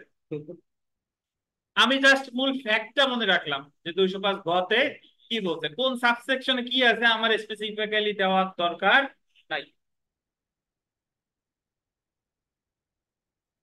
তাহলে আমার এই যে যা যা পড়লাম একটু বাকি আছে, এটা একটা এক্সট্রা প্রশ্ন। দেখেন যে একজন ম্যাজিস্ট্রেট কি তার নিকট দাখিলকৃত অভিযোগের ভিত্তিতে থানাকে নিয়মিত এজাহার রুজুর আদেশ দিতে পারে? রুজু মানে কি? দায়ের। হ্যাঁ, তো যে এটাও আমি আলোচনা করেছি। দেখেন, ফৌজদারি কার্যবিধির 156(3) ধারা মতে অপরাধ গুরুতর বা আমলযোগ্য প্রকৃতির হলে 190 ধারা অনুযায়ী ক্ষমতাপ্রাপ্ত ম্যাজিস্ট্রেট সংশ্লিষ্ট থানার ভারপ্রাপ্ত কর্মকর্তার নিকট নালিশ, লেখেন নালিশ পাঠিয়ে আইনানুগ ব্যবস্থা গ্রহণের আদেশ দিবেন। ম্যাজিস্ট্রেট কর্তৃক প্রেরিত নালিশকে ভারপ্রাপ্ত কর্মকর্তা এজাহার হিসেবে কি করবেন, গণ্য করবেন। বাট এটা অবশ্যই কি টাইপের অপরাধ হতে হবে, গুরুতর এবং আমলযোগ্য। পিআরবি এর আন্ডারলাইন 245 প্রবিধান মতে যখন পুলিশকে কোনো সংবাদ না দিয়ে ম্যাজিস্ট্রেটের নিকট অভিযোগ দায়ের করা হয় এবং ম্যাজিস্ট্রেট আমলযোগ্য অপরাধ সম্পর্কে তদন্তের নির্দেশ প্রদান করেন, তখন ম্যাজিস্ট্রেট কর্তৃক পুলিশের নিকট প্রেরিত লিখিত সংবাদকে এজাহার হিসেবে গণ্য করতে। এখানে যাই বলা থাকুক না কেন, সাধারণত অনেক সময় এমন আছে যে রাজনৈতিক কারণে আপনি থানায় বারবার যাচ্ছেন, মামলা রেকর্ড, এফআইআর রেকর্ড করতেছে না, তখন আমার যেতে হবে কোথায়, আদালতে। এবং আদালত যদি নির্দেশ দেয় তাহলে কিন্তু পুলিশ অফিসার মানে থানা ভারপ্রাপ্ত কর্মকর্তা এফআইআর হিসেবে রেকর্ড করতে উনি কি বাধ্য। তো আমরা এবার একটু প্রশ্নে চলে আসি, এই প্রশ্নগুলো একটু মিলাই দেখেন।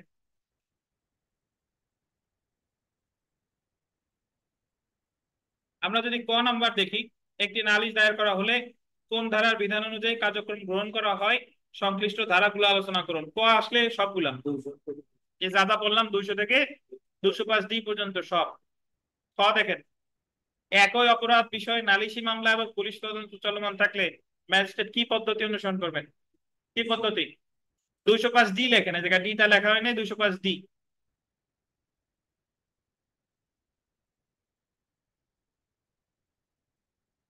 তারপরটা দেখেন, অপরাধ আমলে গ্রহণকারী ম্যাজিস্ট্রেট কোন কোন ব্যতিক্রমী অবস্থায় অভিযোগকারীকে পরীক্ষা না করেই অভিযোগ আমলে নিতে পারেন। মানে পরীক্ষা করা বাধ্যতামূলক না, ওই যে সরকারি কর্মকর্তা মামলা করলে, আদালত মামলা করলে 192 ধারার পূর্বে নাকি, সেইগুলো আর কি 200 ধারা। তারপরটা দেখেন, অভিযোগ প্রাপ্তির পর অপরাধ আমলে গ্রহণকারী ম্যাজিস্ট্রেট অভিযোগকারীকে পরীক্ষা করার পর উক্ত অপরাধ আমলে নিতে যদি যথেষ্ট না হন তখন তিনি কি কি পদ্ধতি অনুসরণ করবেন। যদি যথেষ্ট না হয় 202 ধারায় তদন্ত অনুসন্ধান দিবে অথবা সরাসরি কিও করতে পারে, খারিজও করতে পারে। পরেরটা দেখেন, মামলা আমলে নেওয়ার যোগ্য নয় এমন একজন ম্যাজিস্ট্রেট কর্তৃক কোন নালিশি দরখাস্ত প্রাপ্তির ক্ষেত্রে কোন ধরনের পদক্ষেপ গৃহীত হতে পারে। কত ধারা? যে যোগ্য নয় সেক্ষেত্রে কি দেবে, ফেরত দিবে। এখন এখানে একটা কথা আছে ভাই, ধরেন এই প্রশ্ন, সেম প্রশ্ন এই জায়গা, এই প্রশ্নটা আসলো যে মামলা আমলে নেওয়ার যোগ্য নয় এমন একজন ম্যাজিস্ট্রেট কোন নালিশি দরখাস্ত প্রাপ্তির ক্ষেত্রে কোন পদক্ষেপ গ্রহণ করতে পারে। শুধু 201 লিখলে হবে না, এই জায়গা 2-3 নাম্বার থাকতে পারে। 3 নাম্বার থাকলে আগে নালিশি দরখাস্ত কি বলবো, যে এত ধারা থেকে এত ধারা অনুসরণ করতে পারে, আর এরপরে হলো আসল উত্তরে আসবো। শুধু 201 লাগবো না, সাথে আর একটু কি জড়াই দিব। বুঝতে পারছেন? যেরকম যদি বাসায় এসে কেউ বলে যে একটু পানি খাওয়ান, শুধু কি পানি খাওয়ান, শুধু পানি ছাড়াও সাথে যে স্ন্যাক্স আছে আইটেম সেগুলা কিন্তু পরিবেশন করতে হয়, এটাই হচ্ছে ভদ্রতা। পরেরটা দেখেন, কোন ম্যাজিস্ট্রেট কি পিটিশন অফ কমপ্লেইন ডিসমিস করতে পারে। পিটিশন অফ কমপ্লেইন ডিসমিস মানে কি, খারিজ করতে পারে। যদি পারে কিভাবে তা করতে পারে বর্ণনা করুন। তার মানে 203 আর 204-3, 203 আর 204-3। সব শেষেরটা দেখেন, কখন এবং কেন ম্যাজিস্ট্রেট আসামির ব্যক্তিগত হাজিরা পরিহার করতে পারে। ব্যক্তিগত হাজিরা পরিহার করে কত ধারায়, 205 ধারায়। এরূপ হাজিরা পরিহার করে ম্যাজিস্ট্রেট কখন এবং কিভাবে উক্ত আসামিকে ব্যক্তিগত হাজিরার নির্দেশ দিতে পারে ধারা উল্লেখপূর্বক আলোচনা করুন। কত ধারা, 205 ধারা।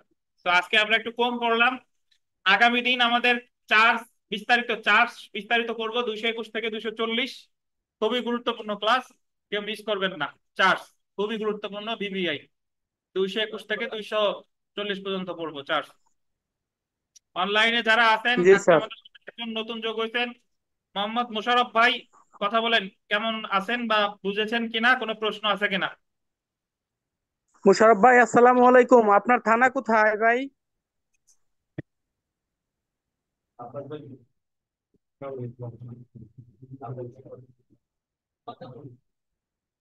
মোশাররফ সাহেব বোধহয় কথা, উনি জুমে নতুন বোধহয়, ওই যে আনমিউট করে কথা বলতে পারবেন ভাই, বাম সাইডে মাইক্রোফোন আছে।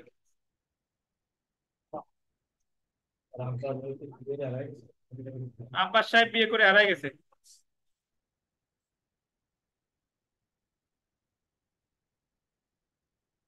তো কামরুজ্জামান সাহেব, হ্যাঁ মোশাররফ সাহেব আসছে, কথা বলেন মোশাররফ সাহেব। স্যার আমি আপনার লেখা শুনতেছি, তো আমি লাইনে ছিলাম, আপনার লেখা শুনতেছি, ভালো লাগতেছে অনেক। আচ্ছা আচ্ছা, কোনো প্রশ্ন আছে আপনার ভাই? না না না, কোনো প্রশ্ন নাই, প্রশ্ন থাকলে আমি পরবর্তীতে করতে পারবো না। আমি যখন নিই বইগুলি, কনসেপ্ট গুলা, তখন যদি কোনো সমস্যা হয় তাহলে আমি আপনাকে নক করবো। প্রশ্ন করতে পারবেন, মোশাররফ ভাই সমস্যা নেই। পরিচয়টা একটু বলবেন কাইন্ডলি। মোশাররফ ভাই পরিচয়টা জানতে চাই।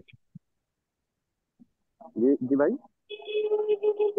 আমরা একটু পরিচয়টা বলতেন আর কি, একটু চিনতাম বা একটু জানার আকাঙ্ক্ষা। মোশাররফ সাহেব গাজীপুর থেকে আছেন, আনিস সাহেব ভর্তি করছে। আনিস সাহেব উনি এবার লিখিত পরীক্ষার্থী। উনি গাজীপুরের কোন এলাকা থেকে মোশাররফ সাহেব? আমি গাজীপুর কাপাসিয়া, কাপাসিয়া থেকে আমি আনিস ভাইয়ের সাথে ছিলাম। আনিস ভাই, আমি একটা জায়গায় এমসিকিউ কোচিং করছি, ওই জায়গায় আমি আনিস ভাইয়ের মধ্যে জি জি অনেক জি। কম্পিটিশন হয়েছিল। তো জি জি। দুর্ভাগ্যবশত আমি লিখিত পরীক্ষায় অকৃতকার্য হই আর কি। পরে আনিস ভাইয়ের সাথে কথা হয়। আমি উনার বিভিন্ন যে লেকচার আমি শুনি, আমার কাছে ভালো লাগছে। আনিস ভাইয়ের বলছি আপনার সাথে এক করার জন্য, তাই আজকে হয়ে গেলাম আর কি। যাক, আপনাকে স্বাগত। জি, আমরা ধন্যবাদ। আমাদের আজকে এতটুকুই। কোনো নতুন একজন বিষয় বন্ধু যদি না পেলাম আমরা। বুঝতে পারেন প্রশ্ন করবেন, ঠিক আছে? ঠিক আছে।